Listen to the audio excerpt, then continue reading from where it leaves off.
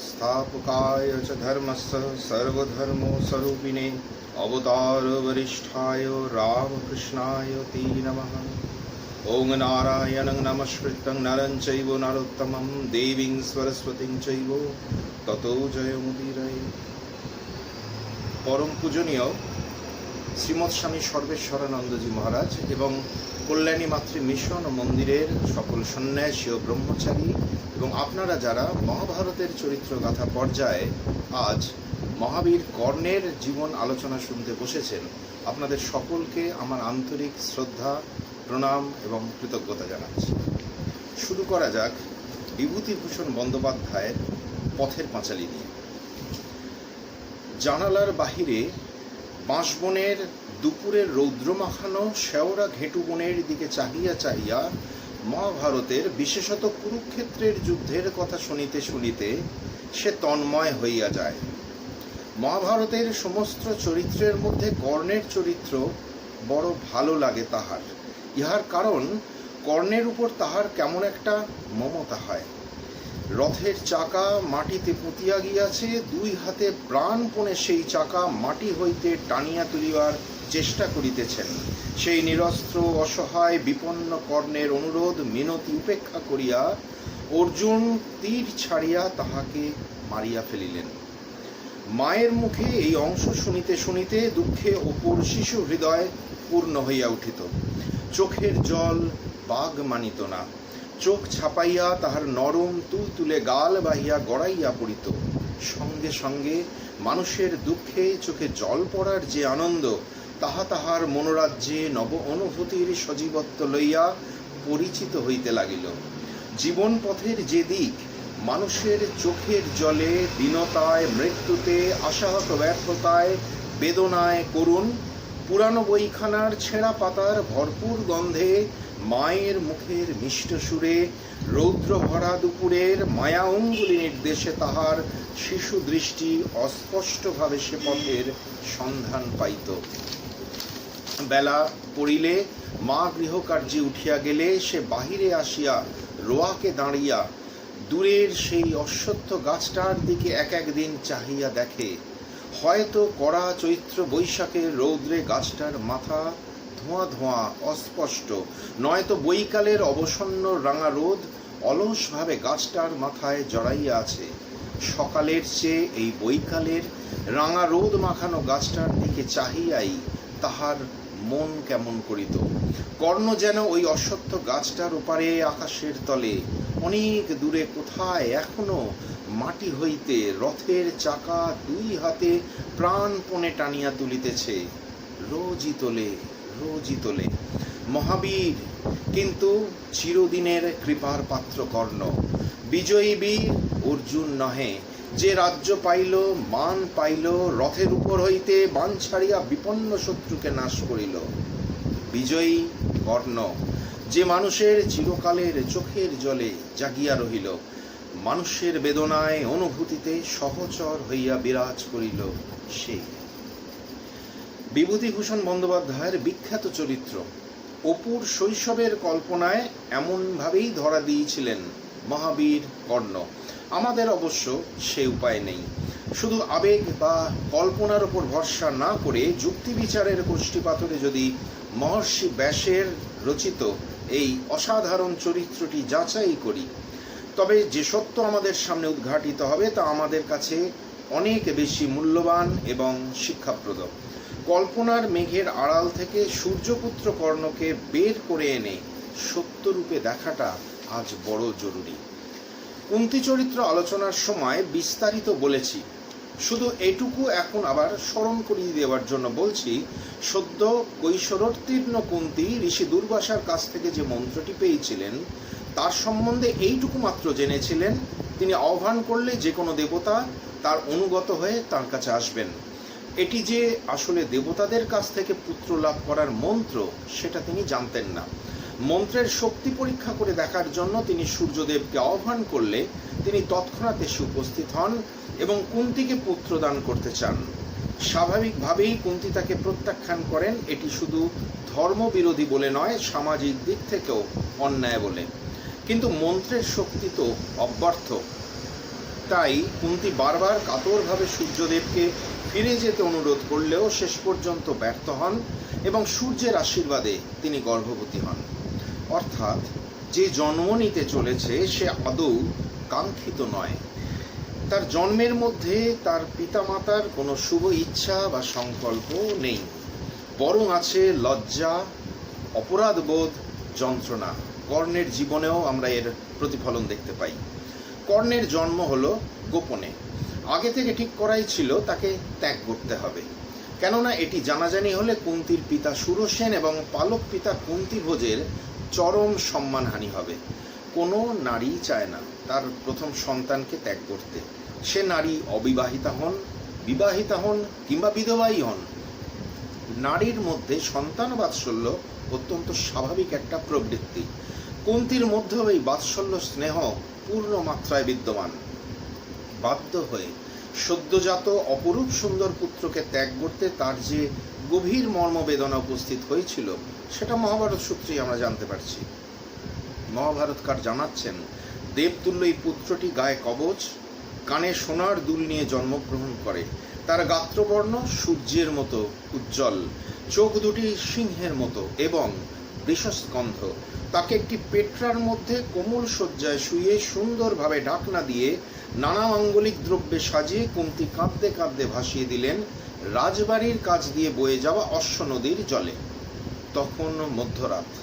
নদীর স্রোতে ভেসে যাওয়া এই পুত্রের জন্য কুন্তী সকল দেবতার কাছে যেমন আকুল হয়ে প্রার্থনা করলেন, তেমনি বড় আফসোস করতে লাগলেন তাকে কোলে করে মানুষ না করতে পারার যন্ত্রণায়। এই ঘটনাটি কুন্তী চরিত্র বর্ণনাকালে সবিস্তারে বলেছি। এও বলেছি পেট্রাটি অশ্ব নদী থেকে ভাসতে ভাসতে প্রথমে চর্মন নদীতে গিয়ে পড়ল, সেখান থেকে যমুনা হয়ে গঙ্গা এলো। তারপর হস্তিনাপুরের অধীনস্থ অঙ্গদেশের চম্পানগরীর একটি ঘাটে এসে পেট্রাটি ঠেকলে ধৃতরাষ্ট্রের বন্ধু অধিরথ নামে এক সারথি পত্নী রাধার সঙ্গে গঙ্গা স্নানে এসে সেটি দেখতে পান এবং তুলে নিয়ে আসেন ঘরে। অপুত্রক এই দম্পতি দীর্ঘকাল মানসিক কষ্টে ছিলেন। পেট্রাটির ঢাকনা খুলে এই অপূর্ব সুন্দর শিশুটিকে দেখে আনন্দে আত্মহারা হয়ে গেলেন তারা। ঈশ্বরের আশীর্বাদ স্বরূপ এই পুত্রকে লাভ করে তাদের জীবন আনন্দে ভরে গেল। এরপর অবশ্য অধিরথের কয়েকটি পুত্র হয়েছিল। লোক মারফত এই সদ্যজাত পুত্রের অধিরথের গৃহে আশ্রয় লাভের সংবাদ কুন্তী পেয়েছিলেন। এখানে প্রশ্ন আসে দুখানি আমাদের মনে। প্রথম, ধাতু নির্মিত কবচ এবং কুণ্ডল নিয়ে কেউ কি কখনো জন্মায় এবং সেটা দেহের সঙ্গে রয়েও গেল প্রায় সারা জীবন? এ কি সম্ভব?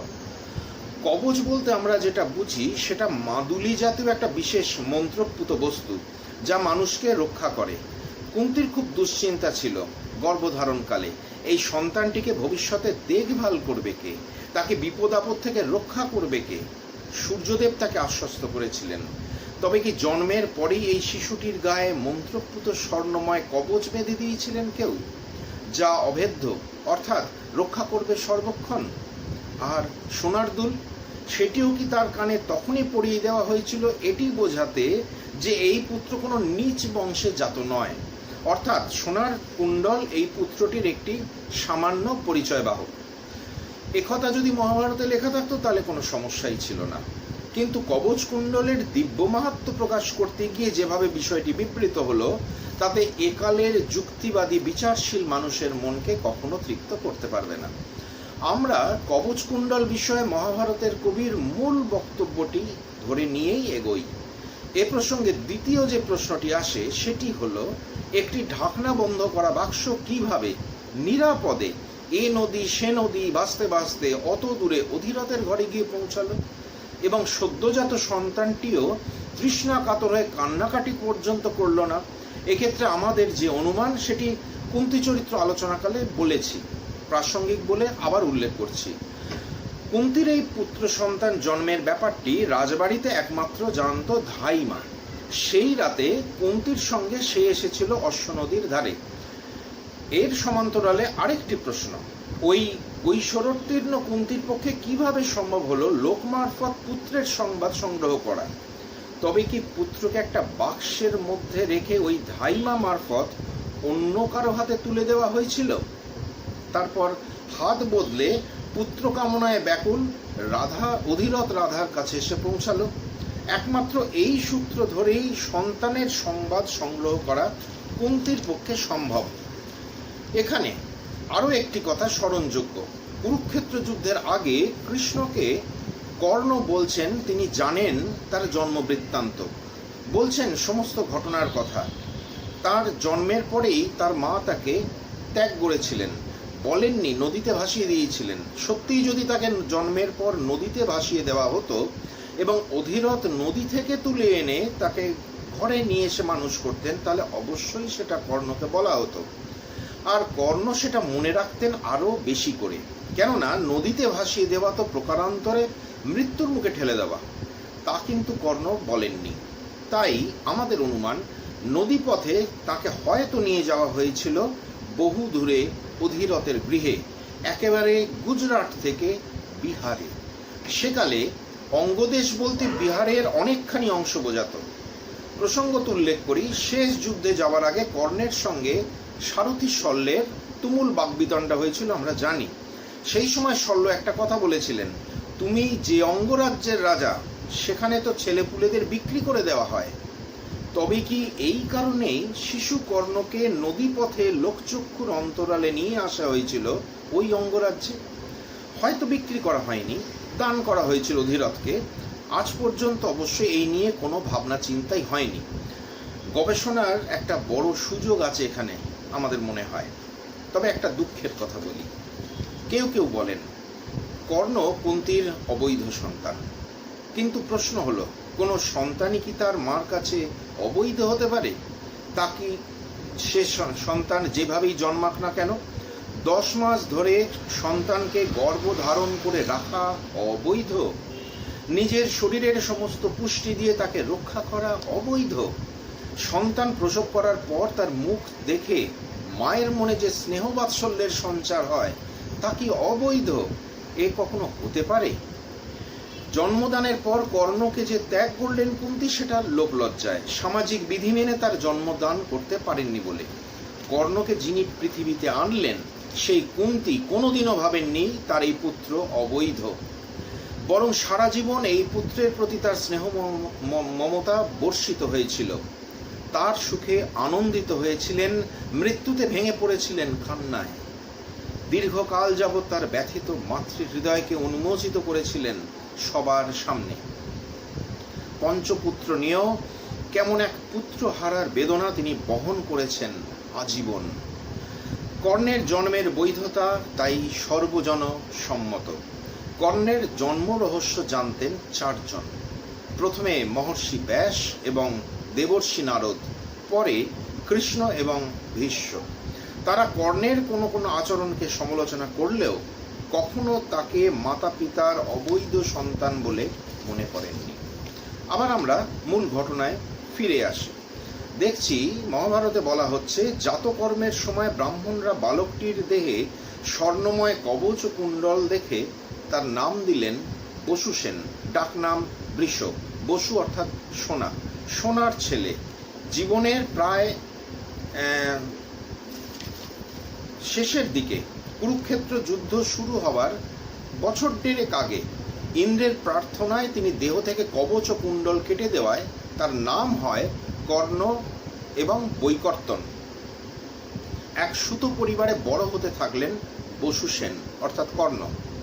মনুসংহিতার মতে কোনো ক্ষত্রিয় পুরুষ যদি কোনো ব্রাহ্মণ কন্যাকে বিবাহ করে, অর্থাৎ অসবর্ণ বিবাহ হয়, তবে তাদের যে সন্তান হবে সে জাতিতে হবে সুত। এই হিসেবে কুরুপাণ্ডব এবং যাদবদের পূর্বপুরুষ যিনি বিখ্যাত মহারাজ যজাতি বিবাহ করেছিলেন ব্রাহ্মণ শুক্রাচার্যের কন্যা দেবযানীকে, কিন্তু তাদের পুত্রকে কেউ সুতপুত্র বলতো না। সম্ভবত যেসব ক্ষত্রিয়ের সামাজিক মর্যাদা এবং শক্তি কম ছিল তাদের ওপরেই সমাজপতিরা এই অভিধাটি চাপিয়ে দিত, যেমন কিনা হয়েছে অধিরথ রাধার ক্ষেত্রে। সুত পরিচয়ের আরও একটা কারণ আছে।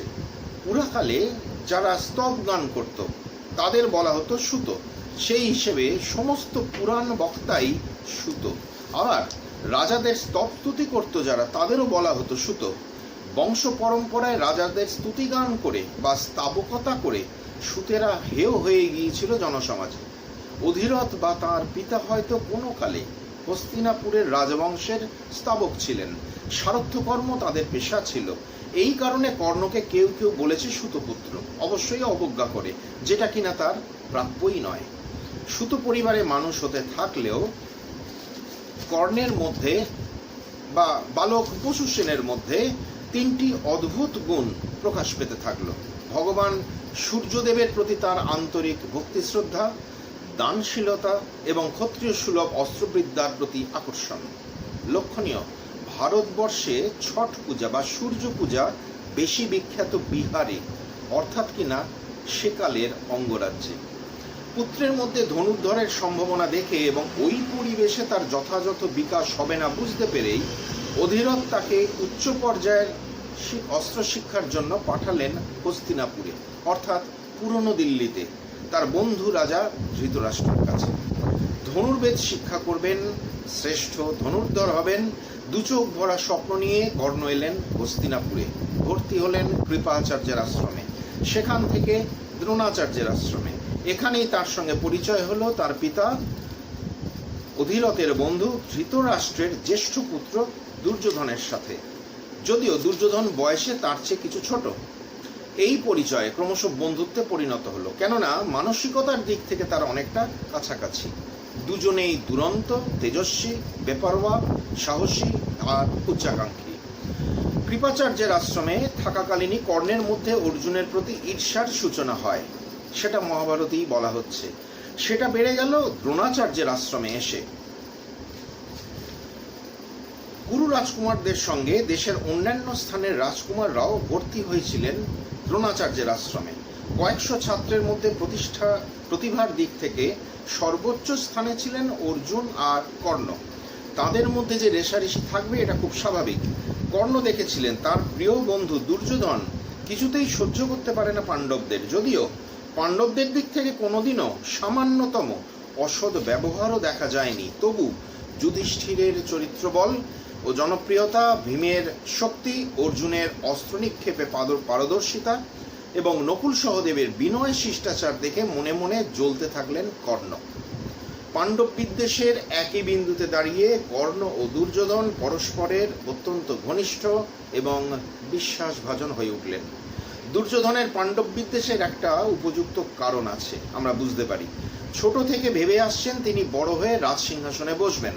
হঠাৎ 15 বছর বয়সে এসে কোথা থেকে উড়ে এসে জুড়ে বসলেন যুধিষ্ঠির, জ্যেষ্ঠত্বের শিরোপা হাতে। দুর্যোধনের মনে ঈর্ষা হতেই পারে, কিন্তু কর্ণের মধ্যে এত ঈর্ষা কেন? সেই ঈর্ষা এমনই মারাত্মক যে অর্জুনকে যুদ্ধে বধ করার জন্য তিনি দ্রোণাচার্যের কাছে ব্রহ্মাস্ত্র পর্যন্ত চেয়ে বসলেন।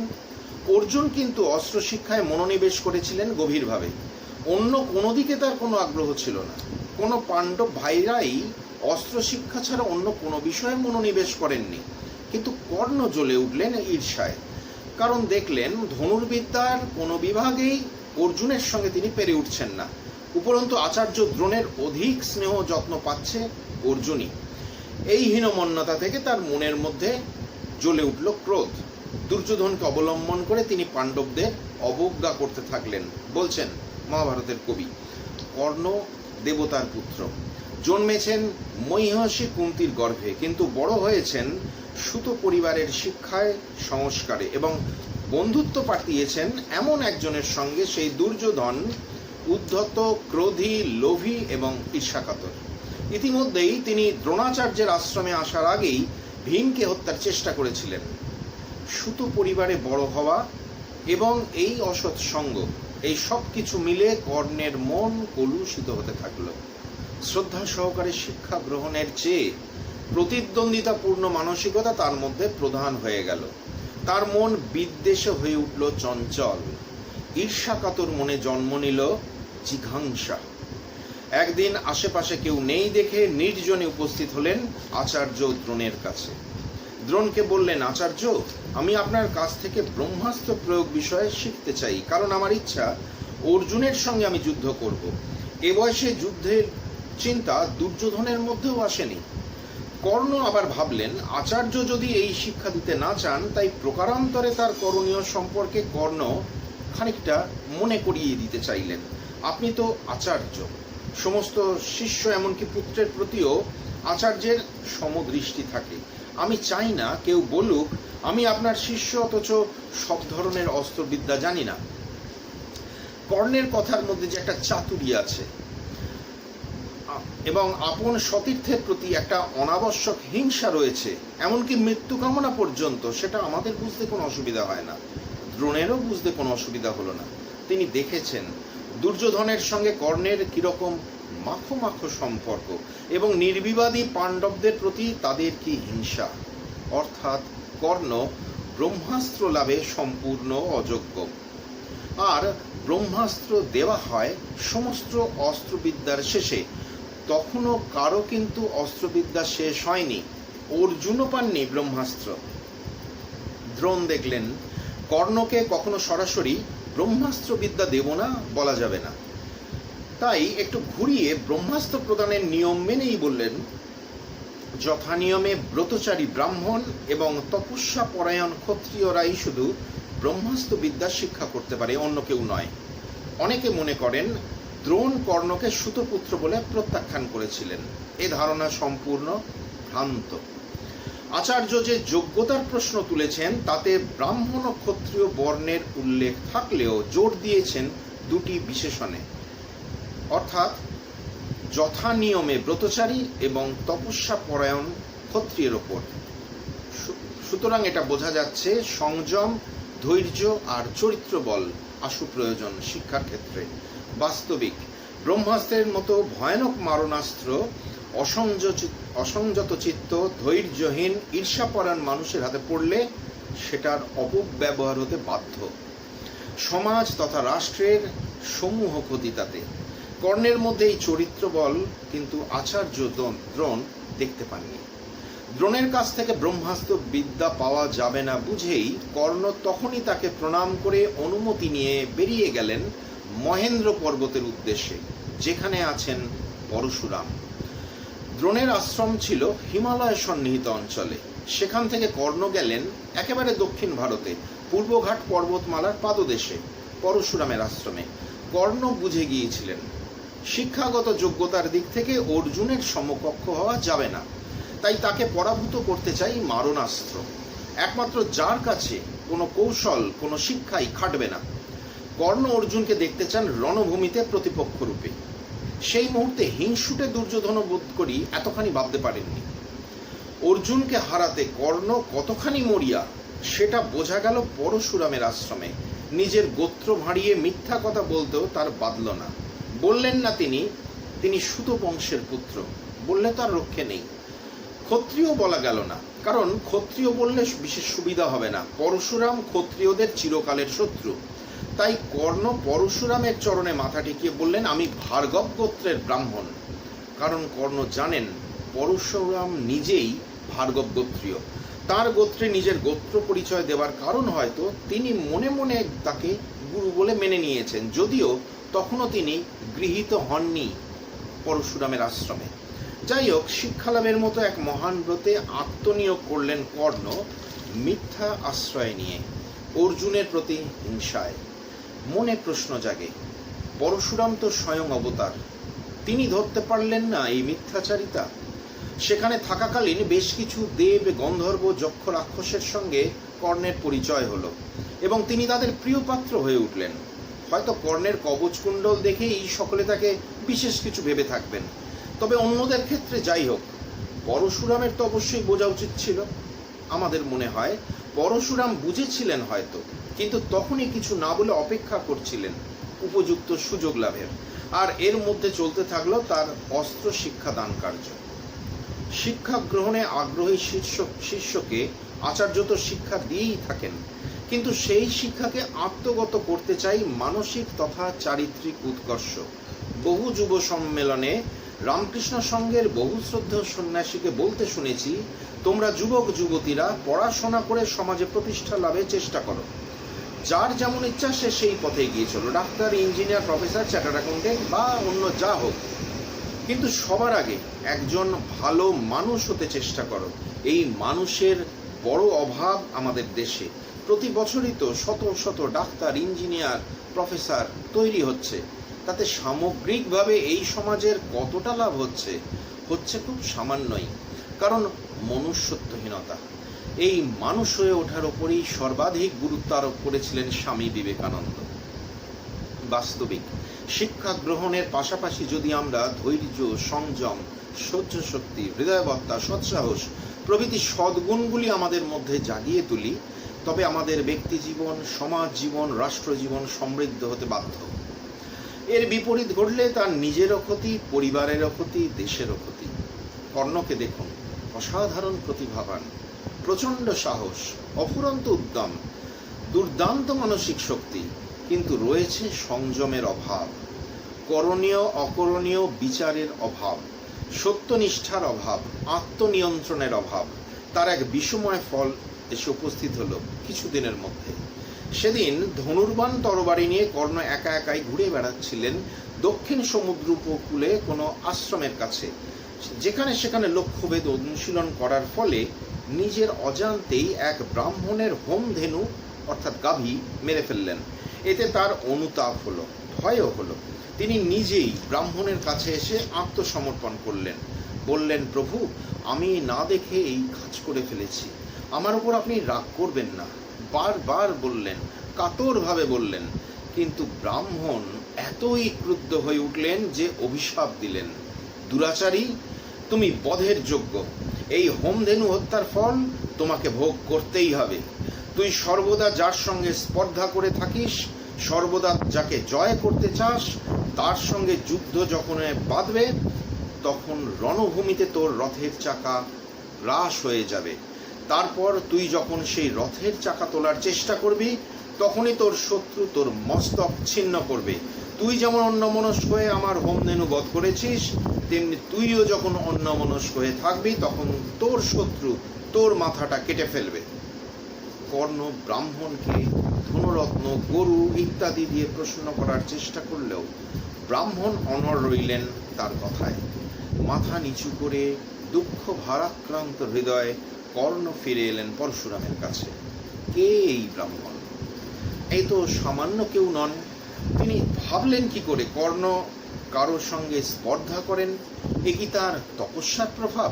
কেউ কেউ কর্ণের প্রতি সমবেদনায় বলেন, এটি লঘু পাপে গুরুদণ্ড হয়ে গেল। আবার কেউ কেউ বলেন, এটি কর্ম অনুযায়ী ফল হয়েছে, এক অবলা পশুকে বধ করার ফল। মৃত্যু তো সবার হবেই, কর্ণেরও হবে, কিন্তু কিভাবে হবে সেটা নির্দিষ্ট হয়ে গেল এই ঘটনায়, এবং সেটা তার নিজের কর্মের ফলেই। এটাই আসল কথা। তার ওই অনাবশ্যক ঈর্ষা, প্রতিস্পর্ধাই কাল হলো। যে পাণ্ডবরা তাকে কখনো অসম্মান করেনি অন্তত ততদিন পর্যন্ত, এবং তার সামান্যতম ক্ষতিও করেনি, তাদের প্রতি এই অহেতুক ঈর্ষাই তার জীবনের সবচেয়ে বড় বিড়ম্বনা। এই ঘটনাটি আমাদের মনে হয় তার প্রতি একটা ওয়ার্নিং ছিল, কিন্তু তিনি সেটা বুঝলেন না। কর্ণের অস্ত্র শিক্ষা চলতে লাগলো। মহাভারত সূত্রে জানতে পারছি, গুরু পরশুরাম তার প্রতি সন্তুষ্ট হলেন তার বাহুবল, ভক্তি, ইন্দ্রিয় দমন এবং গুরু সেবার কারণে। একদিন তিনি কর্ণকে যথাবিধানে ধীর স্থিরভাবে শিখিয়ে দিলেন সমগ্র ব্রহ্মাস্ত্রের প্রয়োগ এবং তা উপসংহারের পদ্ধতি। বিক্রমশালী কর্ণ অত্যন্ত আনন্দিত হয়ে মন দিয়ে ধনুর্বেদ শিক্ষা করতে লাগলেন এবং নিরন্তর অভ্যাস চালিয়ে যেতে লাগলেন। কর্ণের ওপর পরশুরামের বিশ্বাস জন্মে গেল যে কর্ণ গুরুসেবা যথার্থই করতে পারে। একদিন উপবাসক্লিষ্ট পরশুরাম আশ্রমের কাছে কর্ণের সঙ্গে হাঁটতে হাঁটতে খুব ক্লান্ত হয়ে শুয়ে পড়লেন কর্ণের কোলে মাথা রেখে। গভীর নিদ্রায় আচ্ছন্ন হলেন। এমন সময় এক ভয়ানক কীট এসে কামড়ে ধরল কর্ণের উরুতে। কর্ণ তাকে তাড়াতে বা মারতে পারলেন না, গুরুর নিদ্রাভঙ্গ হয়ে যাবে বলে। কত গুরু ভক্তি কর্ণের! অসহ্য যন্ত্রণা সহ্য করে কর্ণ বসে রইলেন স্থির হয়ে। কি মানসিক শক্তি তার! সেই ভয়ঙ্কর কীটখানি কর্ণের উরু ভেদ করে রক্ত মাংস খেয়ে যেতে লাগলো। রক্ত গড়াতে গড়াতে কর্ণের পা বেয়ে এসে স্পর্শ করল পরশুরামের দেহ। ঘুম ভেঙে গেল পরশুরামের। উঠে বসে সন্ত্রস্ত হয়ে বললেন, এ কি কর্ণ? রক্তের স্পর্শে আমি যে অশুচি হলাম, কি করে এমন হলো? কোনো ভয় নেই তোমার? খুলে বলো তো কি হয়েছে? কর্ণ যন্ত্রণাবিদ্ধ কণ্ঠে জানালেন, এই কীটটা আমাকে কামড়েছে। ক্রুদ্ধ হয়ে পরশুরাম বললেন, এমন অসহ্য যন্ত্রণা কোনো ব্রাহ্মণ তো সহ্য করতে পারে না। তোমার যে ধৈর্য, এ তো ব্রাহ্মণের নয়, এ শুধু ক্ষত্রিয়ের হতে পারে। সত্যি কথাটা বলো তো, কি তোমার প্রকৃত পরিচয়? কর্ণ বেশ ভয় পেয়ে গেলেন। করজোড়ে বিনীতভাবে বললেন, আমি সুত জাতির ছেলে। এক ক্ষত্রিয় পুরুষ এক ব্রাহ্মণীকে বিবাহ করেছিলেন, অর্থাৎ অধিরথ এবং রাধা। আমি তাদের পুত্র। আমাকে লোকের রাধেয় বলে ডাকে। ব্রহ্মাস্ত্র লাভ করার লোভেই আমি এসেছি আপনার কাছে। আপনি আমাকে দয়া করুন। গুরু তো পিতাই হন, এতে তো কোনো সন্দেহ নেই। তাই আমি আপনাকে বলেছিলাম আমি ভার্গব ব্রাহ্মণ। কর্ণ যে ব্রহ্মাস্ত্রের লোভে মিথ্যা আত্মপরিচয় দিয়ে পরশুরামের আশ্রমে ঢুকেছিলেন সেটা আমরা জানি। এখন বিপদের মুখে নিজের মুখে জাস্টিফাই করার জন্য যুক্তি দিচ্ছেন, গুরু তো পিতাই হন। কথাটা শাস্ত্রসম্মত, সেটা আমরা সকলেই জানি। কিন্তু সেটা হয় গুরু দীক্ষাদান বা আশ্রয় দান করার পর। কর্ণের এই মিথ্যা ভাষণ এবং কপটতায় আরও রেগে গেলেন পরশুরাম। কর্ণ তখন কাঁপছেন ঠক ঠক করে। অভিশাপের ভয়ে হাত জোর করে হাঁটু গেড়ে বসে পড়লেন তিনি পরশুরামের চরণতলে। পরশুরাম বললেন, মূঢ়, তুমি ব্রহ্মাস্ত্রের লোভে আমার কাছে যখন মিথ্যা আচরণ করেছ, তখন অন্য সময় ব্রহ্মাস্ত্রের প্রয়োগবিধি মনে থাকলেও তোমার তুল্য শত্রুর সঙ্গে যুদ্ধ করার সময় এই বিদ্যা তোমার মনে পড়বে না। কারণ ব্রাহ্মণ ছাড়া কোনো বর্ণের মানুষই ব্রহ্মাস্ত্র প্রয়োগবিধি চিরকাল মনে রাখতে পারে না। এই শেষ কথাটা মনে রাখার মতো। লক্ষণীয়, অর্জুনও কিন্তু পারেননি, আমরা সেটা জানি। তার জীবনের শেষ পর্বে এসে তিনি ব্রহ্মাস্ত্র প্রয়োগ ভুলে গিয়েছিলেন। আমরা বলি এটা পরশুরামের অভিশাপ। মহাভারতেও কেউ কেউ সেটা বলেছেন, কিন্তু এই ঘটনা যেখানে বিবৃত হচ্ছে সেখানে কিন্তু বলা নেই পরশুরাম অভিশাপ দিলেন। মনে হয় একে অভিশাপ বলা সঙ্গত নয়, একে মিথ্যাচারণের শাস্তি বলা যেতে পারে। এবং শাস্তি বাক্যটি যে শাস্ত্রসম্মত সেটাও শুনলাম। ব্রাহ্মণ ছাড়া কেউই চিরকাল এটা মনে রাখতে পারে না। তাই দেখি দ্রোণাচার্য এবং অশ্বত্থামা, এই দুই ব্রাহ্মণ ছাড়া আর কেউ সারা জীবন ব্রহ্মাস্ত্রের প্রয়োগ কৌশল মনে রাখতে পারেননি। তবে পরশুরাম খালি হাতে কর্ণকে ফেরালেন না। ব্রহ্মাস্ত্র সহ নানা দিব্যাস্ত্র এবং তাদের প্রয়োগের শিক্ষা তো কর্ণের রইলই, সেই সঙ্গে পরশুরাম এটাও বলে দিলেন, জগতে কোনো ক্ষত্রিয়ই তোমার তুল্য যোদ্ধা হবে না। বললেন, তুমি এখন যাও এখান থেকে, আমার এই আশ্রমে মিথ্যাবাদীর কোনো স্থান হয় না। আশ্চর্যের বিষয়, পরশুরাম কিন্তু গুরুদক্ষিণা চাইলেন না কর্ণের কাছে, এবং কর্ণ এই বিষয়ে কিছু বললেন না তাকে। শিক্ষা কি তার আদৌ সম্পূর্ণ হলো? শিক্ষার উদ্দেশ্য যদি আত্মোন্নতি তথা সার্বিক কল্যাণের পরিবর্তে অন্যের ক্ষতি সাধনের উদ্দেশ্যবাহী হয়, শিক্ষার পথটি যদি অসৎ হয়, তবে সে শিক্ষা নিষ্ফল হতে বাধ্য। অসৎ পথে অর্জিত সম্পদ কখনো চিরকাল থাকে না। ডক্টর এপিজে আব্দুল কালাম বলতেন, তুমি তোমার ভাগ্যকে না পারো, তোমার অভ্যাসের তো পরিবর্তন করতে পারো। কর্ণ কিন্তু সেটা করেননি। কেউ বলতে পারেন, কর্ণের জন্মকালীন বিপর্যয় না ঘটলে, অর্থাৎ সুতপুত্র বলে অবজ্ঞাত না হলে এমনটা ঘটতো না। এর খুব জোরালো উত্তর একটা আছে। উত্তরটা দিতে পারি মহাভারত থেকেই। আপনারা মহর্ষি ব্যাসের কথা চিন্তা করুন। মহর্ষি পরাশরের ঔরসে জেলের মেয়ে সত্যবতীর গর্ভে তিনি জন্মেছিলেন। যমুনা মধ্যস্থ এক নির্জন দ্বীপে তিনিও বিবাহ বহির্ভূত সন্তান।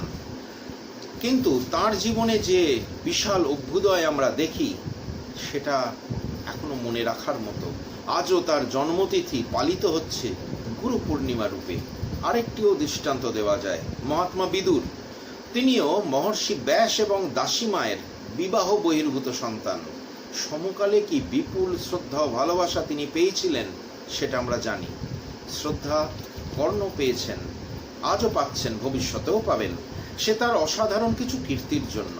পাশাপাশি তার জীবনে যত বিড়ম্বনা, যত নীচত্ব, তার কারণ তার জন্মকালীন সমস্যা নয়, তার নিজেরই অন্তর্গত ঈর্ষা, হিংসা, হঠকারিতা এবং বিচারহীনতা। তিনি নিজের ভাগ্যের চাকা ঘোরানোর চেষ্টা করে গেছেন সারা জীবন ধরে, শেষ দিন পর্যন্ত, কিন্তু অভ্যাস পরিবর্তনের কোনো চেষ্টাই তিনি করেননি। যাই হোক, পরশুরামের কাছ থেকে যা পেলেন তিনি তাতেই সন্তুষ্ট হলেন এবং তারপরেই পরশুরামের আশ্রম থেকে সোজা চলে এলেন দুর্যোধনের কাছে। এসেই বললেন, আমি সমস্ত অস্ত্রবিদ্যা শিক্ষা করে এসেছি। খুব স্বাভাবিকভাবেই চেপে গেলেন দুটি বিফলতার কথা। দুর্যোধন তো আহ্লাদে আটখানা। দুই বন্ধু মহানন্দে মেতে উঠলেন। হস্তিনাপুরে তখন দ্রোণাচার্যের ব্যবস্থাপনায় রাজকুমারদের অস্ত্রকৌশল প্রদর্শনের আয়োজন চলছে। দুর্যোধনের মুখে এটা নিশ্চয়ই শুনে থাকবেন কর্ণ। আমাদের অনুমান দুজনে মিলেই হয়তো ঠিক করেছিলেন অস্ত্র প্রদর্শনের আসরে অর্জুন কেরামতি দেখালেই কর্ণ এসে সেই সব কেরামতি দেখিয়ে সকলকে চমকে দেবেন। লক্ষণীয় বিষয় হলো, যে অধিরথ অস্ত্র শিক্ষার জন্য কর্ণকে পাঠিয়েছিলেন হস্তিনাপুরে, অস্ত্র শিক্ষার শেষে তাঁর সঙ্গে দেখা না করে কর্ণ সোজা এসে উপস্থিত হয়েছেন দুর্যোধনের কাছে। সুদূর চম্পানগরীতে বসে অধিরথ কোনোভাবে এই সংবাদটি পেয়েছিলেন যে কর্ণের অস্ত্র শিক্ষা শেষ হয়েছে, এখন হস্তিনাপুরে আছে। বহুকাল তাকে দেখতে না পাওয়ায় ব্যাকুল পিতা রওনা দিলেন হস্তিনাপুরের উদ্দেশ্যে। নির্দিষ্ট দিনে হস্তিনাপুরে বিশাল এক ভূমিতে অস্ত্র কৌশল দেখাতে শুরু করলেন যুধিষ্ঠির, ভীম, দুর্যোধন সকলে। রাজবাড়ির সকল সদস্য এক উচ্চ আসনে বসে সানন্দে দেখতে লাগলেন তাদের বংশধরদের কীর্তিকলাপ। প্রায় সারা নগরের মানুষ নানা বাদ্য বাজিয়ে চিৎকার করে মেতে উঠল এই সব অদ্ভুত অস্ত্র কৌশল দর্শনে। অর্জুনের অস্ত্র প্রদর্শন তো বিমোহিত হয়ে করে দিল সকলকে। বিস্ময়ের ঘোর কাটছেই না কারোর। হঠাৎ রঙ্গস্থলের দ্বার দেশে এক বিরাট শব্দ শোনা গেল, যেন কেউ হাততালি দিল, কিন্তু সে আওয়াজ বজ্রগম্ভীর। সবার চোখ চলে গেল সেখানে। চমকে উঠে দারোয়ানরা পথ করে দিল। রঙ্গভূমিতে প্রবেশ করলেন কর্ণ। মহাভারতের কবি বর্ণনা দিচ্ছেন, দীর্ঘদেহী, সিংহহস্তীয় বৃষের ন্যায় প্রবল পরাক্রমশালী, সূর্যতুল্য দীপ্তিমান, চন্দ্রতুল্য রূপবান, অগ্নিতুল্য উজ্জ্বল কর্ণ ধীর পদবিক্ষেপে প্রবেশ করছেন রঙ্গস্থলে। চলনে তার পর্বতের প্রতিস্থাপন, অর্থাৎ পর্বতের মতো দৃঢ় আস্থাবান তিনি। তাকে নড়ানো যাবে না তার অবস্থান থেকে। কবচ কুণ্ডলে বিভূষিত, ধনুর্বাণ ও তরবারি হস্তে শোভিত কর্ণের দেব দুর্লভ রূপে উদ্বেলিত হয়ে উঠল জনসমুদ্র। আচার্য দ্রোণ ও কৃপকে অত্যন্ত অনাদরে একটা সেলাম ঠুকে চারপাশ দেখতে দেখতে কর্ণ এসে দাঁড়ালেন অর্জুনের কাছাকাছি। মহাভারতের কবি বলছেন, বড় ভাই চিন্ত না ছোট ভাইকে। পরম স্পর্ধায় গম্ভীর কণ্ঠে কর্ণ বললেন, অর্জুন, তুমি সবার সামনে যেসব কেরামতি দেখালে তাতে অবাক হবার মতো কিছু নেই। ওর চেয়ে বেশি আমিই দেখাতে পারি। জনগণ প্রায় লাফিয়ে উঠল। কি বলে এ ছেলেটা, অর্জুনের মতো করবে? দুর্যোধনের বুক ভরে উঠল আনন্দে, ভালোবাসায়। অর্জুনের রাগ হলো, লজ্জা হলো। দ্রোণাচার্যের অনুমতি নিয়ে কর্ণ অর্জুনের তুল্য সমস্ত আশ্চর্য অস্ত্র কৌশলী প্রদর্শন করলেন। দুর্যোধন এসে জড়িয়ে ধরে বললেন, তুমি যে আমাদের কাছে এসেছো এ আমাদের সৌভাগ্য। এখন তুমি ইচ্ছা মতো আমাদের সঙ্গে ঘোরো, বেড়াও, ভোগ করো। কর্ণ বললেন, আমি শুধু তোমার বন্ধুত্ব চাই এবং অর্জুনের সঙ্গে একটা দ্বন্দ্বযুদ্ধের সুযোগ চাই। কর্ণ এই বন্ধুত্ব প্রার্থনা যে করছেন, আসলে এটা দুর্যোধনের কাছ থেকে সর্বাত্মক সহায়তা প্রার্থনা। বন্ধুত্ব তো আগেই হয়ে গিয়েছিল, এখন চাইছেন আত্মপ্রতিষ্ঠার একটা প্ল্যাটফর্ম, যাতে পরম কাঙ্ক্ষিত অর্জুন বিজয়টা তিনি সম্পন্ন করতে পারেন। সত্যি এক অদ্ভুত ব্যাপার, অর্জুন তো তার কিছু করেনি, কিসের জন্য এই দ্বন্দ্বযুদ্ধ? দুর্যোধন অবশ্য এটাই চান। তিনি বললেন, হ্যাঁ হ্যাঁ নিশ্চয়ই, তুমি তো আমার বন্ধু, আমার যা তোমারও তো তা। তুমি আমার শত্রু, তুমি তোমার শত্রুর মাথায় পা রেখে আমাদের আনন্দ দান করো। অপমানিত বোধ করলেন অর্জুন। তিনি বললেন, যারা সেদে সেদে আসে, কিছু জিজ্ঞেস না করলেও যেচে পড়ে কথা বলে, তোমাকে বধ করলে তুমি তোমার সেই উপযুক্ত জায়গায় গিয়ে পড়বে। কর্ণ জবাব দিলেন, রঙ্গস্থলে সবার সমান অধিকার। তোমার এসব ফালতু কথা বলার কি আছে? ধর্মনীতি শক্তিমানের হয়েই কথা বলে। চালাও তোমার বাণ। আজ আমার বাণ দিয়েই তোমার গুরুর সামনে তোমার মাথা কেটে ফেলবো। বোঝা যায় অর্জুনের ওপর কর্ণের যতখানি রাগ, তার গুরুর ওপরও ততখানি। অর্জুন আচার্য দ্রোণের অনুমতি নিয়ে প্রস্তুত হলেন দ্বন্দ্বযুদ্ধে। রঙ্গস্থলে তখন দারুণ টেনশন। কি হয়। জনগণ দুটো ভাগ হয়ে গেল। তারা উত্তেজনায় কাঁপছে। ভীষ্ম, দ্রোণ, কৃপ মানসিকভাবে অর্জুনের দিকে, আর ধৃতরাষ্ট্রের ছেলেরা কর্ণের দিকে। আকাশমণ্ডলে দেবরাজ ইন্দ্রকে আসতে দেখে আর এক পিতা সূর্যদেবও এসে উপস্থিত হলেন। দুজনের মধ্যে তখনও চলছে ঠেলাঠেলি। এমন সময় রাজবাড়ির মহিলাদের আসনে উপবিষ্ট এক জননী অজ্ঞান হয়ে গেলেন। দীর্ঘকাল পর কুন্তী তার পুত্রকে দেখে চিনতে পেরেছেন কবচ কুণ্ডলের সৌজন্যে। প্রথমে অবশ্য তিনি খুব আনন্দ পেলেও পুত্রের মধ্যে দ্বন্দ্বযুদ্ধ শুরু হচ্ছে দেখে আতঙ্কে জ্ঞান হারালেন। বিদুরের মধ্যস্থতায় তার জ্ঞান ফিরে এলেও পরস্পর যুযুধান দুই পুত্রকে যে কিভাবে আটকাবেন বুঝতে পারছিলেন না। এমন সময় কৃপাচার্য উঠে দাঁড়ালেন। এই আনন্দজনক রঙ্গস্থল যাতে বিষাদজনক রণস্থলে পরিণত না হয়, তার জন্য তিনি প্রশ্ন তুললেন কর্ণকে উদ্দেশ্য করে, একেবারে দ্বন্দ্বযুদ্ধের নিয়ম মেনেই। দ্বন্দ্বযুদ্ধের ক্ষেত্রে নিয়ম হচ্ছে দুজনকেই বংশ পরিচয় দিতে হয়। কৃপাচার্য অর্জুনের বংশ পরিচয় জানিয়ে যখন কর্ণকে তার বংশ পরিচয় জানতে চেয়ে বললেন, রাজপুত্ররা কখনো হীন বংশ হীনাচার লোকের সঙ্গে যুদ্ধ করে না, তখন কর্ণের মুখখানি লজ্জায় লাল হয়ে গেল। মহাভারতের কবি বলছেন, পদ্মের মতো যে মুখখানি এতক্ষণ উদ্ভাসিত ছিল, তার উপর বর্ষার জলধারা নেমে তাকে বিধ্বস্ত করে দিল। কৃপাচার্য জানতেন এই দ্বন্দ্বযুদ্ধ আটকাতে গেলে এই নিয়মের ব্যবহার ছাড়া কোনো উপায় নেই। সত্যি দুর্ভাগ্য কর্ণের। দেবতার পুত্র হয়ে যার ক্ষত্রিয় রাজবংশে রাজার মর্যাদায় বসার কথা ছিল, তিনি দুর্ভাগ্যের নদীর স্রোতে ভেসে কোথায় চলে গেলেন।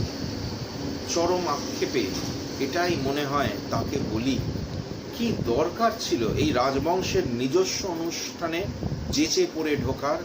তাও বা এলেন এবং দ্রোণাচার্যের অনুমতি নিয়ে অর্জুনের তুল্য অস্ত্র কৌশল দেখিয়ে সকলকে তো মুগ্ধ করে দিলেন। তারপরে খামোখা দ্বন্দ্বযুদ্ধে নামতে গেলেন কেন? এ কি রণভূমি? এ তো যেচে পড়ে অপমানিত হওয়া। আসলে কর্ণ সবসময় ভেবেছেন নিজের কথা, আত্মপ্রতিষ্ঠার কথা, আর সকলের কথা, সামগ্রিক পরিস্থিতির কথা কখনো তিনি ভাবেন না। পরেও এটা দেখব। নিজের জয় পরাজয়, লাভ অলাভ এই সবই বিচার করেন। তার দৃষ্টিকোণেই অন্য সমস্ত কিছুকে বিচার করেন। এখানেই হাসে সমস্যা। আপাতত তার হৃত সম্মান পুনরুদ্ধার করলেন দুর্যোধন। স্বর্ণময় আসনে কর্ণকে বসিয়ে তিনি ব্রাহ্মণদের দিয়ে যথাবিধি অনুষ্ঠান করে তাকে অঙ্গরাজ্যের রাজা করে দিলেন। এত জায়গা থাকতে বেছে বেছে দুর্যোধন তাকে অঙ্গরাজ্যের রাজা করলেন কেন? কারণটা খুব পরিষ্কার। নিশ্চয়ই ইতিপূর্বে তিনি শুনেছেন কর্ণের বাড়ি অঙ্গরাজ্যে। যাই হোক, ধৃতরাষ্ট্রের উপস্থিতিতে তার অনুমতি ছাড়াই দুর্যোধন যে কাজটা করলেন সেটা কতখানি নীতিসম্মত হলো জানি না, কিন্তু কর্ণ পেয়ে গেলেন তার প্রার্থিত প্ল্যাটফর্ম। তার মাথার ওপর উৎকৃষ্ট ছত্র, দুপাশে চলছে চামরের ব্যজন, বৈতালিকরা করছে জয়ধ্বনি। আপ্লুত কর্ণ দুর্যোধনকে বললেন, তুমি আমাকে রাজ্য দিলে, আমি তোমাকে কি দেব? বলো, তুমি যা চাইবে তাই দেব। দুর্যোধন শুধু বললেন, আমি তোমার কাছ থেকে শুধু অটুট বন্ধুত্বই আশা করি। কর্ণ বললেন, বেশ, তাই হবে। আনন্দিত এবং নিশ্চিন্ত হলেন কুন্তী। মনে মনে অনেক আশীর্বাদ করলেন দুর্যোধনকে। এমন সময় রঙ্গস্থলে প্রবেশ করলেন লাঠি হাতে ঘরমাক্ত কলেবর এক বৃদ্ধ। তার শরীর কাঁপছে কোনো দুশ্চিন্তায়, উত্তরীয়টি লুটোচ্ছে মাটিতে। তিনি কর্ণের পালক পিতা অধিরথ। তাকে দেখে কর্ণ অভিষেকের জলে ভেজা তার মাথাটি লুটিয়ে দিলেন পিতার চরণে। অধিরথের কেমন যেন লজ্জা লজ্জা করতে লাগলো। কাপড় দিয়ে নিজের পা দুটি ঢেকে বললেন, পুত্র। তারপর জড়িয়ে ধরলেন তাকে। মহাভারতের কবি বলছেন, অঙ্গরাজ্যের অভিষেকের জলে ভেজা কর্ণের মস্তকটি আবারও সিক্ত হল পিতার আনন্দাশ্রুতে। এমন আবেগ ঘন এক দৃশ্যের তাল কেটে গেল ভীমের কথায়। দুর্যোধনের ঔদ্ধত্য ও ক্ষমতা প্রকাশ সহ্য হচ্ছিল না তার। কোনো রকমে বসেছিলেন মুখ বুজে। এবার আর থাকতে পারলেন না। দুর্যোধনের ওপর রাগটা গিয়ে পড়ল কর্ণের ওপর। পাণ্ডবরা জানতো না এতদিন কর্ণের বংশ পরিচয়।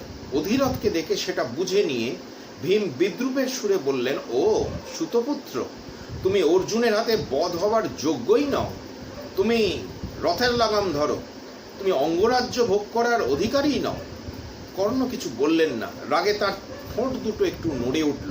তারপর মুখ তুলে তাকালেন সূর্যের দিকে।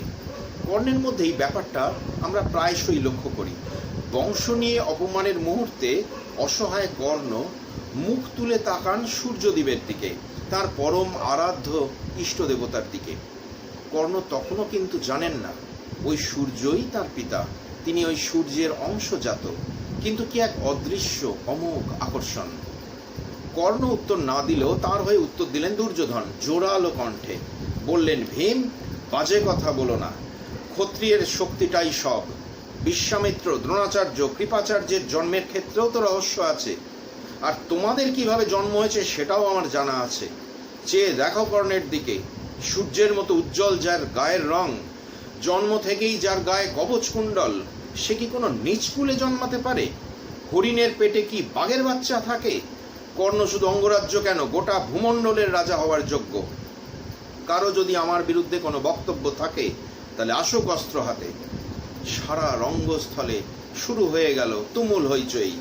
সূর্যদেব ধীরে ধীরে চলে গেলেন অস্তাচলে, তার সোনার ছেলেকে প্রতিষ্ঠার স্বর্ণপীঠে বসিয়ে দিয়ে। দুর্যোধন কর্ণের হাত ধরে সগর্বে চললেন রাজভবনের দিকে। তার পিছনে পিছনে মশাল হাতে চলল ধৃতরাষ্ট্রের বাকি পুত্রেরা। জনসাধারণের কেউ প্রশংসা করতে লাগলো অর্জুনের, কেউ কর্ণের, আবার কেউ দুর্যোধনেরও। মহাধনুর্ধর কর্ণকে পাশে পেয়ে দুর্যোধনের মন থেকে অর্জুন ভীতি দূর হয়ে গেল। দুর্যোধনের ধারণা হলো কর্ণের তুল্য বীর ভূভারতে আর কেউ নেই। সূর্যপুত্র কর্ণ সূর্য তুল্যই তেজস্বী। যুধিষ্ঠিরের কাছে তিনি গ্রীষ্মের খর মধ্যাহ্নের জ্বলন্ত সূর্য, তার তাপ সহ্য করা যায় না। দুর্যোধনের কাছে তিনি শীতের সূর্য, বড় মনোরম। আর আমাদের কাছে তিনি শরতের সূর্য, কখনো উজ্জ্বল ঝলমলে, কখনো মেঘাবৃত রাহুগ্রস্ত। কর্ণ দুর্যোধনের প্রতি কৃতজ্ঞতায় চিরকালের মতো তার কেনা হয়ে গেলেন। দুর্যোধনের সুখেই কর্ণের সুখ, দুর্যোধনের দুঃখেই কর্ণের দুঃখ, দুর্যোধনের কল্যাণেই কর্ণের কল্যাণ। দুর্যোধনের প্রায় ছায়া সঙ্গী হয়ে গেলেন তিনি। এতদিন কর্ণ অর্জুনকে যে ঈর্ষা হিংসা করে এসেছেন, এবার সেটা তার অন্তরে চিরকালের মতো দৃঢ় প্রথিত হয়ে গেল। অপরদিকে কর্ণের প্রতি পাণ্ডবদের, বিশেষত অর্জুনের কোনো বিরাগ বিদ্বেষ এতদিন না থাকলেও এবার থেকে সেটি পাকাপাকিভাবে মনের মধ্যে গেঁথে গেল। মহাভারতের কাব্যতরঙ্গে এসে লাগলো এক ভয়ানক গতি। দুর্যোধন প্রদত্ত অঙ্গরাজ্যের রাজা হয়ে কর্ণ পরদিনই তার পিতা অধিরথকে নিয়ে সাড়ম্বরে রওনা হবেন অঙ্গরাজ্যের উদ্দেশ্যে আমরা আশা করতেই পারি। কিন্তু কোথায় কি, তিনি গেলেনই না, রয়েই গেলেন দুর্যোধনের কাছেই। কোনোদিনও তিনি অঙ্গরাজ্যে তার পিতামাতার কাছে গিয়েছিলেন কিনা সেটা জানা যায় না। হয়তো গিয়েছেন, কিন্তু এতই কম সময়ের জন্য যে সেটা উল্লেখের কোনো প্রশ্নই আসেনি। আচার্য দ্রোণ কৌরব পাণ্ডবদের যখন বললেন গুরুদক্ষিণা হিসেবে পাঞ্চালরাজ ধ্রুপদকে ধরে আনতে, তখন অতি উৎসাহী দুর্যোধন সবার আগে বিজয় মুকুট পরার লোভে যুদ্ধযাত্রা করলেন তার ভাইদের নিয়ে। কর্ণ দ্রোণের কাছে অস্ত্র শিক্ষা সম্পূর্ণ পাননি বলে গুরুদক্ষিণা দেওয়ার কথা দ্রোণ তাকে বলেননি। কিন্তু কর্ণ দুর্যোধনের পিছন পিছন দৌড়লেন। দুর্যোধনে তখন কর্ণ আত্মনিবেদিত, কিন্তু পাঞ্চাল রাজের কাছে গিয়ে হেরে বিধ্বস্ত হয়ে ফিরতে হলো তাদের। তারপর অর্জুন ভীম, নকুল ও সহদেবকে নিয়ে পাঞ্চাল রাজকে জয় করে বন্দি করে নিয়ে ফিরে এলেন। প্রথম পরীক্ষায় অর্জুনের কাছে হেরে গেলেন কর্ণ।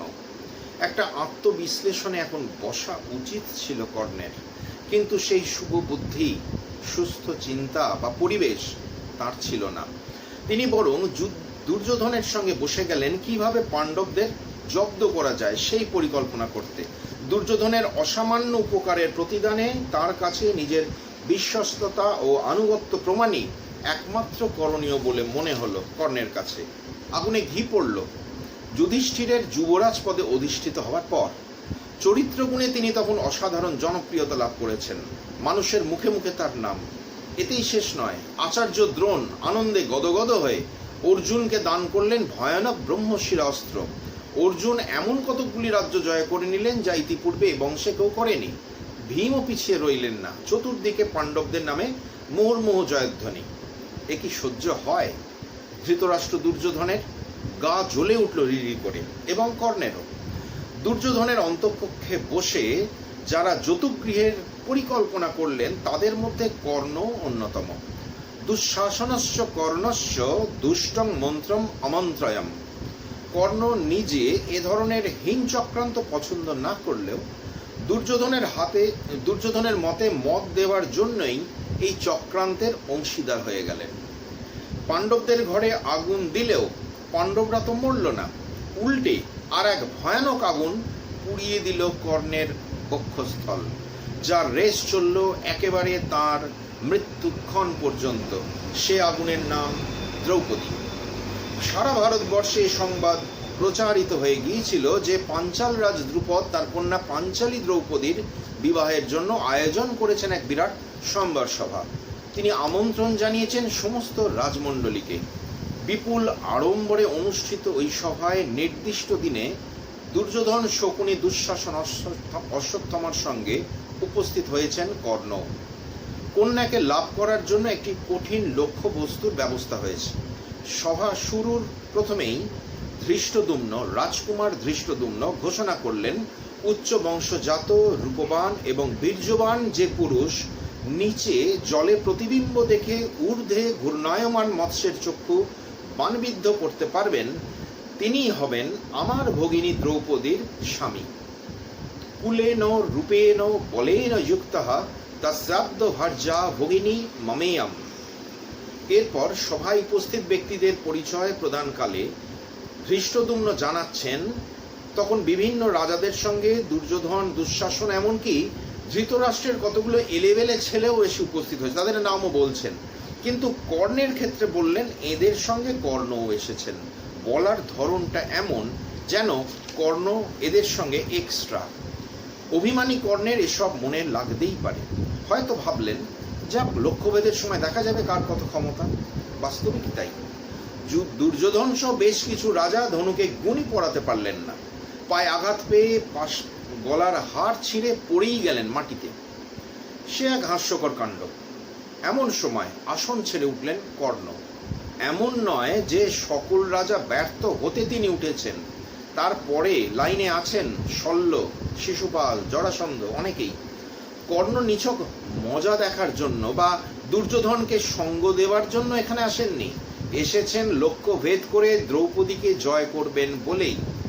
সেই আগ্রহ অন্যদের মতো তার মধ্যেও দেখা যাচ্ছিল গোড়া থেকে। সেই উত্তেজনায় তিনি হয়তো ধৃষ্টদ্যুম্নের কথাগুলো মাথাতেই রাখলেন না, যেন কোনো ব্যাপারই নয়। এমন সহজ ভঙ্গিতে কর্ণ গেলেন ধনুকের কাছে। ধনুক তুলতেই যেখানে ভিড়মি খেয়ে পড়ছিলেন অন্য রাজারা, তিনি সেই ধনুক তুলে নিমেষের মধ্যে গুণ পড়িয়ে তাতে বাণ জুড়ে ফেললেন। কেউ ভাবতে পারেনি, দুর্যোধনের মতো শক্তিমান পুরুষ রাজা পারেনি কর্ণ অবহেলায় সেটি করে ফেলবেন। কিন্তু সত্যি কর্ণ যখন বাণ যোজনা করে ফেললেন এবং লক্ষ্যভেদ করতে অগ্রসর হলেন, তখন সকলেই ভাবলেন এই কর্ণ অবশ্যই লক্ষ্যভেদ করতে পারবেন। পাণ্ডবরাও ভাবলেন দ্রৌপদী কর্ণেরই হবে। এমন সময় শোনা গেল স্বয়ম্বরা দ্রৌপদীর কণ্ঠস্বর। লক্ষ্যভেদের নিয়ম মেনেই তিনি বললেন, না হং বরয়ামি সুতম, আমি কিন্তু সুতপুত্রকে বরণ করব না। বড় লাগলো কথাটা কর্ণের অন্তরে। সর্বজন সমক্ষে তাকে বংশ তুলে প্রত্যাখ্যান করলেন এক যুবতী। খুব রাগ হলো তার। মুখ তুলে সূর্যের দিকে তাকিয়ে কেমন একটা হাসি হেসে অপ্রসন্ন চিত্তে এসে বসে পড়লেন নিজের আসনে। কর্ণ যে বিশেষ বিশেষ কিছু মুহূর্তে সূর্যের দিকে তাকান, এর একটা ব্যাখ্যা দিয়েছেন মহাভারতের বিখ্যাত টিকাকার নীলকণ্ঠ। তার অনুমান, কর্ণ জানতেন তার জন্মবৃত্তান্ত, অন্তত পিতৃ পরিচয়টুকু। পালিত হয়েছেন সুত পরিবারে, সেই পরিবারের স্নেহ সম্বন্ধ তিনি কখনোই অস্বীকার করতে চান না বটে, কিন্তু ওই বংশের কারণে তার যোগ্যতা নিরূপিত হলে ভীষণ রেগে যান তিনি। দ্রৌপদীর প্রত্যাখ্যানে তিনি ক্রুদ্ধ হয়ে একটা তাচ্ছিল্যের হাসি যে হাসলেন, সেটা ওই সূর্যদেবের প্রতি কটাক্ষে, কার অপরাধে কার শাস্তি, এমনই ধারণা টিকাকার নীলকণ্ঠের। কিন্তু কর্ণের আচরণের এই ব্যাখ্যা বড় সহজ নয় বলেই মনে হয়, কেননা এতে কয়েকটি দুরূহ প্রশ্ন উঠবে এবং তার মীমাংসা করাও সম্ভব নয়। কার কাছে কর্ণ এটি শুনলেন? সূর্যদেবের কাছে যে শোনেননি সেটা স্বয়ং ব্যাসদেবই জানিয়েছেন। ব্যাসদেব নিজে বা দেবর্ষি নারদ যদি বলে থাকেন, তবে তার কোনো উল্লেখ পাই না মহাভারতে। এমনকি কবে কর্ণ এটি জানলেন তারও কোনো উল্লেখ নেই। এর চেয়েও বড় কথা, কর্ণ যদি জানতেনই তিনি সূর্যের পুত্র, তবে পরশুরামের প্রশ্নের উত্তরে তিনি তা বললেন না কেন? যুদ্ধের আগে সূর্যদেব তাকে স্বপ্নে দর্শন দিয়ে যখন বলবেন ইন্দ্রকে কবচকুণ্ডল না দিতে, সেই আলাপচারিতা কখনো পিতা পুত্রের বলে মনে হবে না, মনে হবে ভক্ত ভগবানের। আমাদের ধারণা, ওই স্বপ্ন দর্শনের পরেই হয়তো কর্ণ জানবেন তার পিতৃমাতৃ পরিচয়, তারপর সে কথার পুনরাবৃত্তি শুনবেন কৃষ্ণ, কুন্তি এবং ভীষ্মের কাছে। কিন্তু সেসব অনেক কাল পরের কথা। এই মুহূর্তে মনে হয় না তিনি তার জন্ম পরিচয় জেনেছেন বলে। মনে হয় বরং সেই বাল্যকাল থেকে পরম নিষ্ঠাবান সূর্য উপাসক কর্ণ তার মনের ব্যথাটি জানাচ্ছেন তার আরাধ্য দেবতার কাছে। আবার প্রখ্যাত মহাভারত গবেষক শ্রী নৃসিংহ প্রসাদ ভাদুরী অন্য একটি ব্যাখ্যা দিয়েছেন। তিনি বলছেন, যোগ্য ব্যক্তিকে অহেতুক ছুতোয় দ্রৌপদী প্রত্যাখ্যান করেছিলেন বলেই কর্ণের রাগ হয়েছে এবং তাচ্ছিল্যের হাসি হেসেছেন। এই ব্যাখ্যাটা অনেকটাই ঠিক, শুধু দুটি শব্দ ছাড়া, অহেতুক ছুতো। আমরা জানি স্বয়ম্বর সভার শুরুতেই ধৃষ্টদ্যুম্ন স্পষ্ট জানিয়ে দিয়েছিলেন অংশগ্রহণকারী ব্যক্তিকে সুদর্শন, বীর্যবান হওয়ার পাশাপাশি উচ্চ বংশজাত হতে হবে। আর স্বয়ম্বর সভা তখন কন্যার ইচ্ছাটাও গুরুত্বপূর্ণ।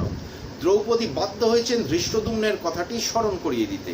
এটা আদৌ অহেতুক ছুতো নয়, বরং আমরা বলতে পারি ধৃষ্টদ্যুম্নের মুখে ওই কথা শোনার পর কর্ণের উচিত ছিল সভা ত্যাগ করে চলে যাওয়া। সেটা তার পক্ষে অনেক বেশি মর্যাদাপূর্ণ হতো বলে মনে হয়। তবে যেটা ঘটল সেটা কর্ণের মতো বীর এবং অভিমানী পুরুষের পক্ষে সহজে মেনে নেওয়া সম্ভব ছিল না। উপরন্তু কদিন পরেই হস্তিনাপুরে বসে যখন তিনি শুনলেন ওই দ্রৌপদীকে জয় করে নিয়েছেন তার চিরশত্রু অর্জুন, ব্রাহ্মণ বেশধারী সেই যুবক, এবং লক্ষ্যভেদের পর যুদ্ধ বাঁধলে তার কাছে বারবার তিনি হেরে যাচ্ছিলেন, তখন লজ্জায়, দুঃখে, যন্ত্রণায় খানিকক্ষণ স্তব্ধ হয়ে মাথা নিচু করে বসে রইলেন। যুদ্ধ করতে করতে তার অবশ্য একবার মনেও হয়েছিল এ অর্জুন নয় তো। প্রথমে দ্রৌপদীর প্রত্যাখ্যান, তারপর ওই দ্রৌপদীর সামনেই অর্জুনের হাতে কতবার হেরে যাওয়া ভেঙে তছনছ করে দিল কর্ণের মন। প্রথমে দুঃখ হতাশা এলেও ধীরে ধীরে কর্ণ স্থিত হলেন আপন ভূমিতে, যেখানে দ্রৌপদীর জন্য জমা হয়ে রইল তীব্র ঘৃণা এবং ক্রোধ। পঞ্চপাণ্ডবের আত্মপ্রকাশের পর এখন কি করণীয় সেই নিয়ে জরুরি বৈঠক ডাকলেন ধৃতরাষ্ট্র। দুর্যোধন, দুঃশাসন, কর্ণ ও শকুনিকে নিয়ে একান্ত গোপন বৈঠক। দুর্যোধন তো বলা বাহুল্য পাণ্ডবদের হস্তিনাপুরে ঢুকতেই দিতে চান না, কিন্তু তার জন্য যেসব পরিকল্পনা করলেন সেটি বড়ই হাস্যপ্রদ। ভাইদের মধ্যে বিভেদ সৃষ্টি করা, দ্রুপদকে টাকা খাওয়ানো, ঘরের মধ্যে মেয়ে ছেলে পাঠানো, গুপ্ত হত্যা, বা কর্ণ গিয়ে ওদের নিয়ে আসার সময় আড়ালে আবডালে ওদের মেরে দেবে, এইসব।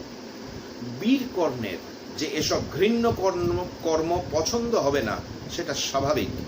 অর্জুনের কাছে হার এখনো দগ দগ করছে তার অন্তরে। সেই অর্জুনকে পেছন থেকে লুকিয়ে মারবেন তিনি। স্থূলবুদ্ধি দুর্যোধনের প্রস্তাবটা আঘাত দিল কর্ণের পৌরুষে। এই প্রথম কর্ণ সহমত হলেন না দুর্যোধনের সঙ্গে। তিনি বললেন, দুর্যোধন, তোমার যুক্তিগুলো ঠিক বলে মনে হচ্ছে না। তুমি আগে তো অনেক কূটকৌশল করেছিলে, কিন্তু কিছু কি হলো?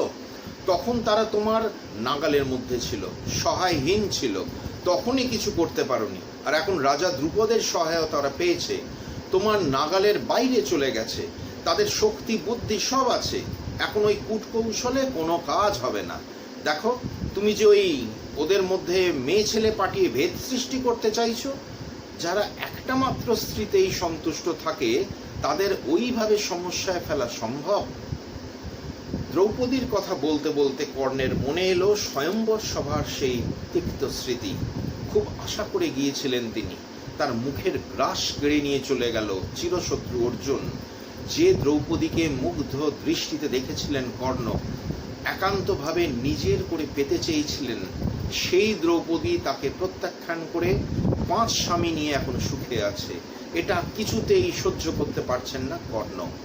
দ্রৌপদীর প্রতি রাগ, বিরক্তি, ঈর্ষা, ঘৃণা সব একসঙ্গে এসে জড়ো হয়েছে কর্ণের মনে। কর্ণ বলছেন, জানো তো দুর্যোধন, মেয়েরা চায় তাদের অনেক স্বামী হোক। দ্রৌপদী এবার সেইটাই পাচ্ছে, ওকে তুমি ফসলাতে পারবে না। আর সে যখন পাণ্ডবদের বরণ করেছে তখন পাণ্ডবদের অবস্থা ভালো ছিল না, এখন আর কি সে পাণ্ডবদের ত্যাগ করবে? তাছাড়া মহারাজ দ্রুপদের অঢেল সম্পদ, তাকে কি তুমি অর্থের লোভ দেখাচ্ছ? তোমার এইসব কূটকৌশল ছাড়ো। আমি বলছি, এখনই আমাদের উচিত দ্রুপদের রাজ্য আক্রমণ করা। পাণ্ডবরা এখনো নিজেদের জায়গা পায়নি, কৃষ্ণ তার যাদববীরদের নিয়ে ওদের সঙ্গে এসে মিলিত হয়নি, সব মিলিয়ে ওরা এখন দুর্বল। আর দেরি করো না, শীঘ্রই আক্রমণ করো, বিক্রম প্রকাশ করে পৃথিবী ভোগ করো। কর্ণের কথা বেশ মনে ধরল ধৃতরাষ্ট্রের, কিন্তু এত বড় সিদ্ধান্ত তিনি একা নিতে পারছিলেন না, তাই ডেকে পাঠালেন ভীষ্ম, দ্রোণ, কৃপ এবং বিদুরকে। সেই সভায় আলোচনা হলো পরবর্তী কর্তব্য সম্পর্কে। সেই সভায় কি আলোচনা হলো সেটি বলবো আগামী দিনে। আজ এই পর্যন্তই। সকলে ভালো থাকবেন, আমার প্রণাম জানবেন। নমস্কার, ধন্যবাদ।